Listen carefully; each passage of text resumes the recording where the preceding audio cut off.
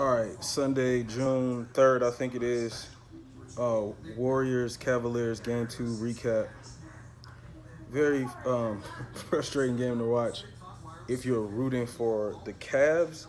Um, the Warriors played great. They made some adjustments early in the game. They got them some easy looks.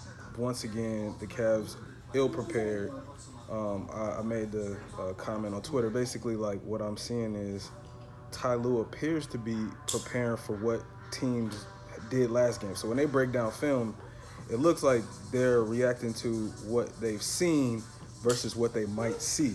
Could be wrong, but just looking at it, they once again the Cavaliers look super confused. Early gave up tons of layups. Very weird. Ty Lue continues to play J.R. Smith, which is a very strange thing. I understand sticking with your guys, but he's just not in a position to remain focused for long stretches. So if you're gonna play that dude, it's got to be in spots, and they just stick with him. Uh, I'd rather see a lineup that replaces J.R. Smith with Jeff Green early and to maximize switchability a little bit, to be a little bit more steady. Jeff Green isn't the most consistent player either, but he's just a little bit more versatile, athletic, and just won't make as many boneheaded plays as JR does. JR should be one of those dudes that, you test him out, see if he's got it going. If he doesn't, you get him out of there. You try him again a little bit later. Therefore, he's not out there dribbling too much or getting lost. He got lost again a bunch of times.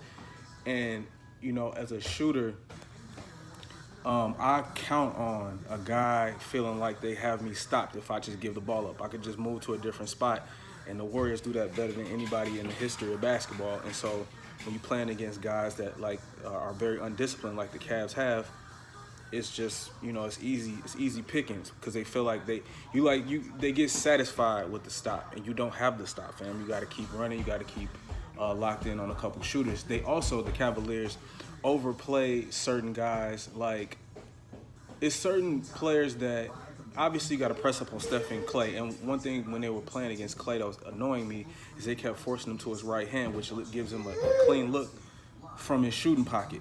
You want to force him left. If he shoots fadeaways, pushing left and stepping back, and he makes them, God bless. But you don't want to be pushing him to his right hand because it gives him too many options. They did that too much. Also, don't want to be pressing up on dudes like Draymond Green because then he turns the corner, and that's what he wants to do.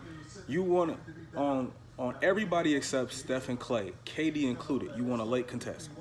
KD might smoke your ass, but you want a late contest, God bless.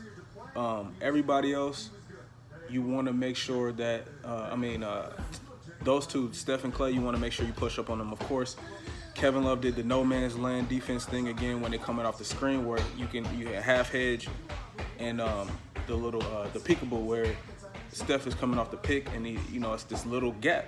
All I need is that little gap, and I can pull in between the both of you. So they're not playing that right. All the Golden State has to do is slip the screen, and it's a layup. It's frustrating. Seeing LeBron tonight, it looked like what he was trying to do is see what he could get from his guys, see if they would stay in striking distance, because, the way they're playing him, he would end up forcing a lot of shit early and then have to do it again late. So, that really is taxing. So what you do is you play somewhat calm and you get guys involved to see what they give you. And then if you guys are within 8 and 10, then you start pressing the attack in the second half.